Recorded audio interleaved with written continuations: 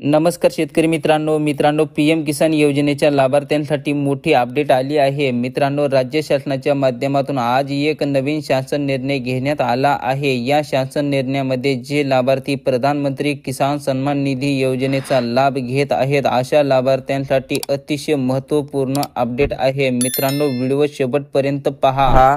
जोपर्यंत तुम्ही हा शासन निर्णय समजून घेणार नाही तोपर्यंत काही माहिती समजणार नाही। प्रधानमंत्री किसान सन्मान निधी योजनेसाठी बँकेत खाते उघडण्यास मान्यता देण्याबाबत महाराष्ट्र शासनाने दिनांक 17 मे 2024 रोजी हा महत्त्वपूर्ण शासन निर्णय निर्गमित केला आहे। मित्रांनो, तुम्ही जर प्रधानमंत्री किसान सन्मान निधी योजनेअंतर्गत हप्ते घेत असाल, अनेक लाभार्थ्यांचे हप्ते बंद झालेले आहेत, त्या लाभार्थ्यांचे हप्ते कोणत्या कारणास्तव बंद झालेले आहेत अशा लाभार्थ्यांना आता या शासन निर्णयामध्ये जी माहिती देण्यात आली आहे ती माहिती व्यवस्थितरित्या समजून घ्या किंवा जे लाभार्थी सलग आतापर्यंत हप्ते घेत आहेत अशा लाभार्थ्यांसाठी सुद्धा ही माहिती अतिशय महत्त्वपूर्ण आहे। नीट माहिती समजून घ्या। या ठिकाणी शेतकऱ्यांना निश्चित उत्पन्न मिळवण्याकरिता केंद्र शासनाने प्रधानमंत्री किसान सन्मान निधी योजना सुरू केली आहे। संदर्भ क्रमांक 1 ते 3 या अन्वये सुरू झाली आहे। सदर योजनेसाठी केंद्र शासनाने निर्गमित केलेल्या सविस्तर मार्गदर्शक सूचनांनुसार संदर्भ क्रमांक 6 अन्वये आयुक्त कृषी यांच्या स्तरावर महात्मा गांधी राष्ट्रीय रोजगार हमी योजनेच्या धर्तीवर एक व सदर योजनेसाठी राज्य स्तरावर स्थापन करण्यात येणाऱ्या प्रकल्प संनियंत्रण कक्ष खर्चासाठी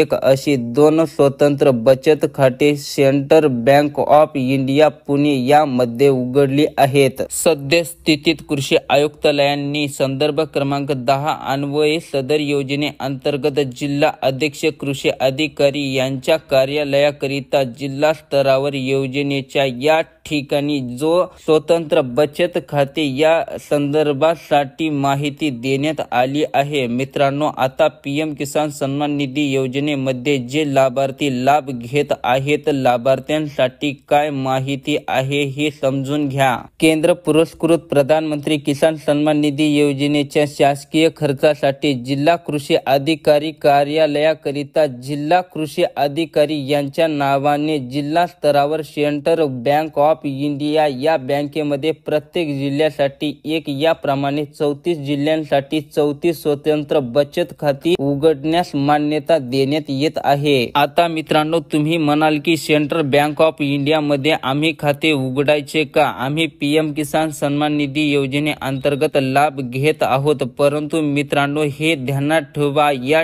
ठिकाणी जो 2 नंबरचा पॉइंट देण्यात आला आहे हा अतिशय महत्त्वपूर्ण आहे। सदर योजनेअंतर्गत अपात्र लाभार्थ्याकडील प्राप्त रक्कम जमा करण्यासाठी आयुक्त कृषी यांच्या स्तरावर कृषी आयुक्त यांच्या नावे central bank of India Pune येथे एक स्वतंत्र बचत खाते उघडण्यास मान्यता देण्यात येत आहे। मित्रांनो, तुम्हाला खातं उघडायचं नाही आहे। हे जे खातं आहे हे कशासाठी खोलण्यात आलं आहे ते म्हणजे जे लाभार्थी अपात्र आहेत, जे लाभार्थी नोकरीला आहेत, त्यांनी पीएम किसान सन्मान निधी योजनेमध्ये पात्र नसून सुद्धा लाभ घेतला आहे, आयकर भरत आहे, ज्यांच्या नावे हे पैसे सलग आतापर्यंत जमा झालेले आहेत अशा लाभार्थ्यांकडून आता वसुली केली जाणार आहे। त्यासाठी जो परतावा आहे तो परत आता मिळवण्यासाठी हा शासन निर्णय घेण्यात आला आहे। मित्रांनो, तुम्ही जर ऍक्च्युली पात्र